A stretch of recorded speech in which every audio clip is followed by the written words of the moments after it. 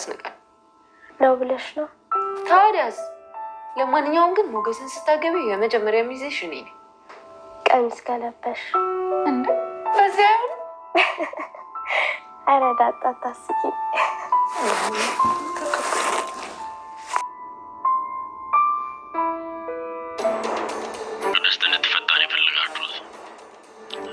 አዎ ማለት በንብረቴ ላይ ያወጣችሁን እገዳና የቅድስትን ክስ እና እሷን ለማሸነፍ ወደ እኔ የመጣችሁት አስባችሁበት ነው? እሱ አይጠቅምም። አሁን ማለትን እዘዛት። ይህን ብቻ አድርግ። ቆይ ባላደርግስ ምን ልታደርጓት ነው? ምን እንደምናደርግ አልነግርም፣ ግን ደግሞ ከዛ በኋላ ሉላ ያንተ ሚስት አትሆንም። እንደዛ ነው ሀሳባችሁ? በትክክል እንደዛ ነው። ፈልገን ሲደክም ወይ ደግሞ ሀሳብን ከቀየርክ ደውል።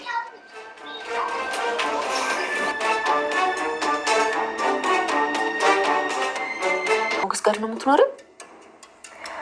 አላውቅም፣ ግን ቃል ገብቶልኛል። አሳልፎ ላይ ሰጥሽ? አዎ። አይ ሉላ አይመስለኝም። ምን ነው?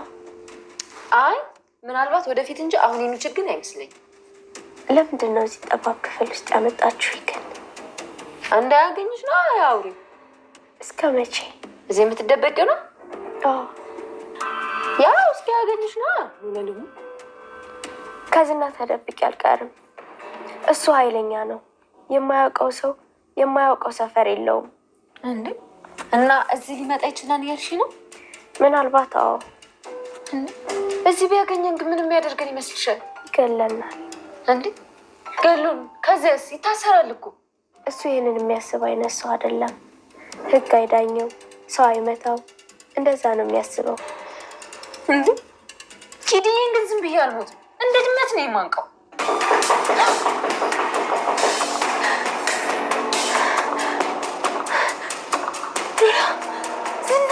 ዝና መጣ።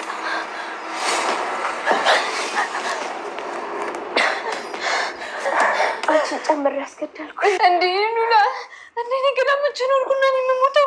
እንዴ ነው አልሞትም እንዴ? እኔ በቂጤ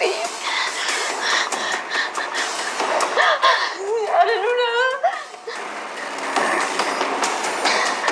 አይሽ እኔ ንገለኛ ሁንታችን ነው እኔ በመስኮት ተሰገና ሉላ ሉላ ተሰገና አትሉላ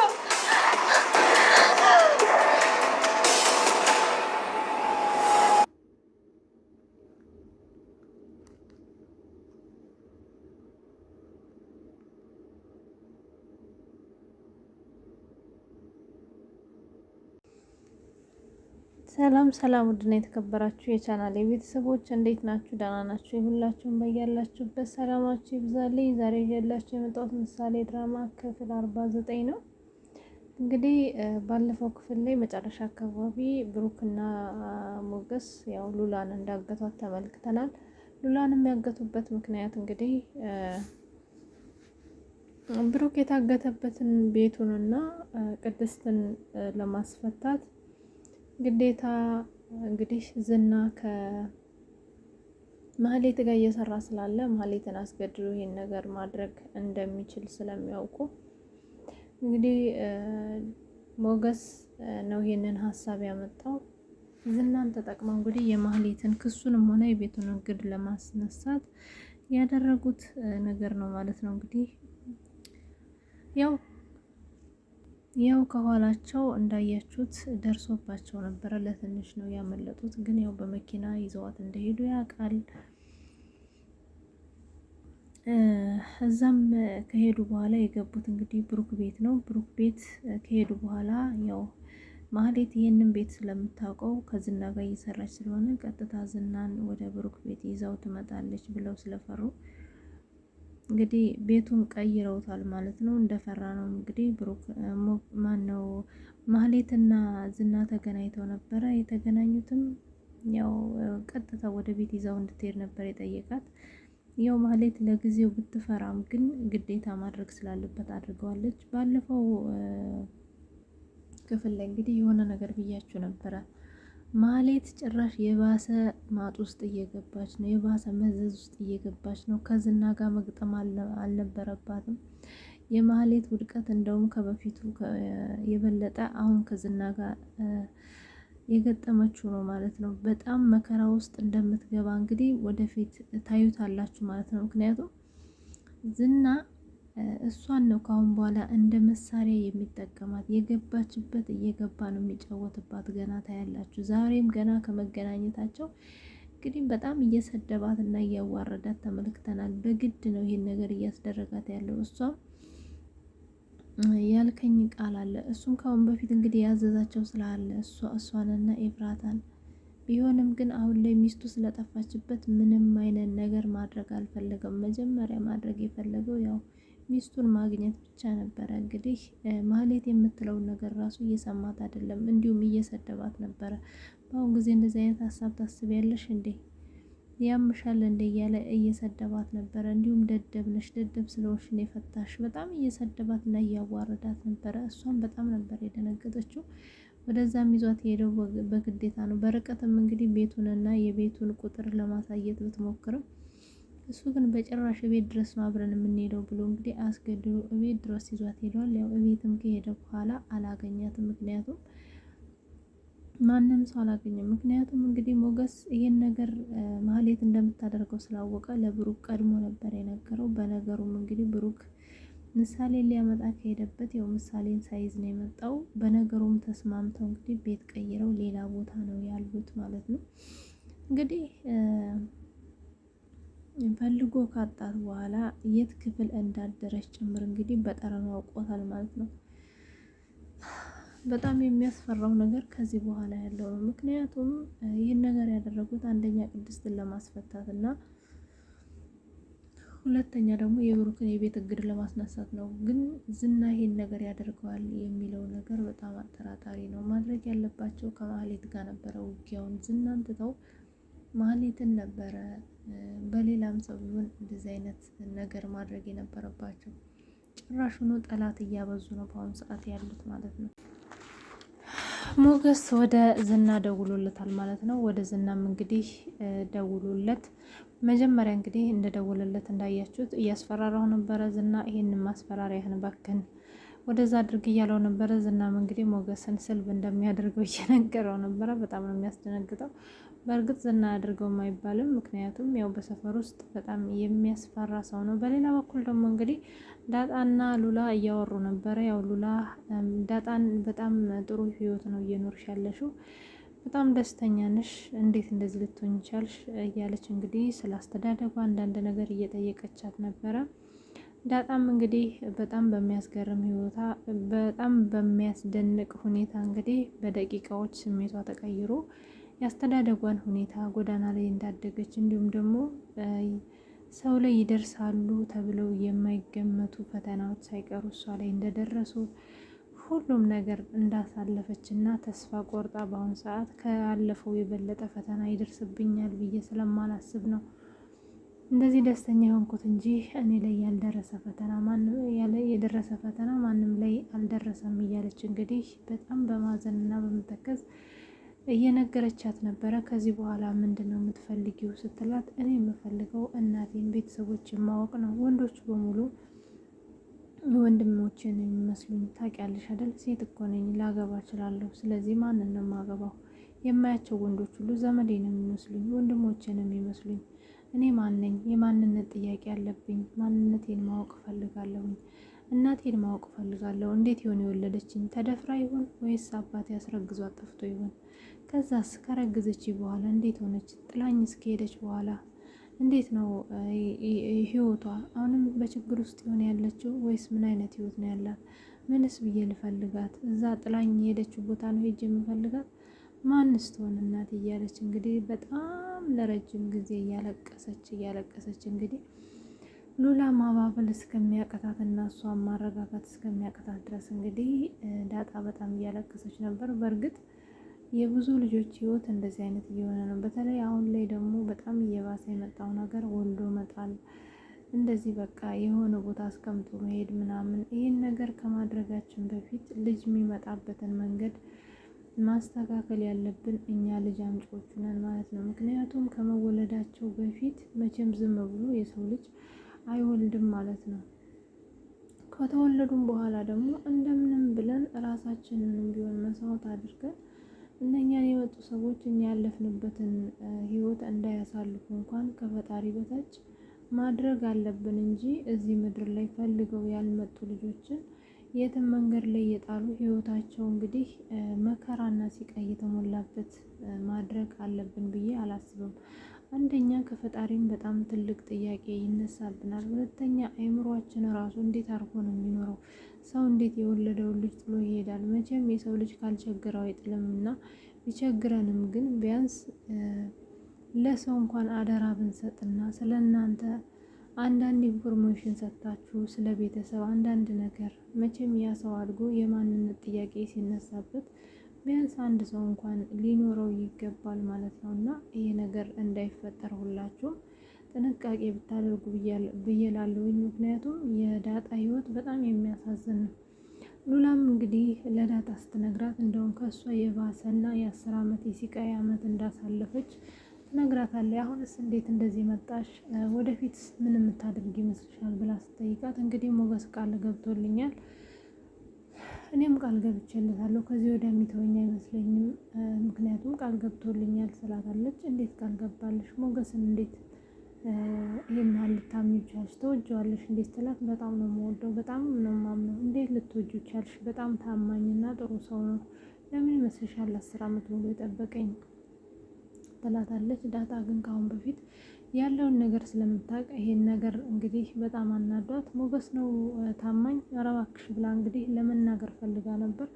ቢሆንም ግን ያው ምናልባት በመሀላቸው ችግር ሊፈጠር ስለሚችል ነገሩን ለጊዜው ትታው፣ ግን አንድ ነገር የምነግርሽ ነገር ሞገስ አሁን አንቺን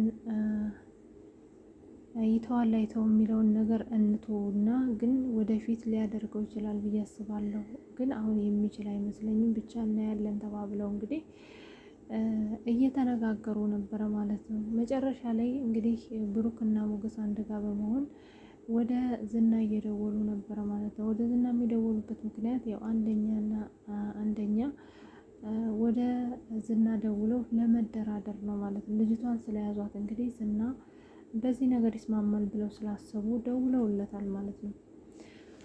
ዝናም እንግዲህ እንዴት ነው አይኔ እያየ የወሰዳችኋት ልጅ መኪና ውስጥ አስገብታችሁ ይዛችኋት የሄዳችሁትን ልጅ እንዴት ብዬ ነው ከእናንተ ጋር በገንዘብ ልደራደር የምችለው እያለ ነበረ ማለት ነው። እውነት ዝና በዚህ ነገር ቢስማማ ራሱ ሞገስና ብሩክ ልጅቷን የሚለቋት ይመስላችኋል? ከለቀቋትስ ምን አይነት ህይወት ይኖራታል ልጅቷ? ምናልባት ሞገስ ከዛ ከተማ ልጅቷን ይዟት ካልሄደ እንጂ ለዝና አሳልፎ ከሰጣት ልጅቷ የመጨረሻ የህይወቷን የባሰ ጨለማ የምትገባበት ጊዜ ነው የሚሆነው ማለት ነው። እንግዲህ እዛ ቤት ተመልሶ ከመግባት እንዳለችው በመስኮት ላይ መውደቅ ሳይሻላት አይቀርም። ምክንያቱም በጣም የሚያስጠላና የሚዘገነን ህይወት ነው እየኖረች ያለችው። እንግዲህ ዝናም ቀደም ብሎ ለማህሌት እኔ አንቺን አግቼሽ ለምን አልደራደራቸውም ነበር ያላት። እሷ ግን አይደለም እኔን ማገትና እንድሞትላቸው ራሱ ነው የሚፈልጉት። ስለዚህ እንዴት አድርጋ እንደዚህ ታደርጋለህ? ባይሆን ልጅቷን ታገት፣ ሁሉንም ነገር ሊያደርግልህ ይችላል ብለዋለች።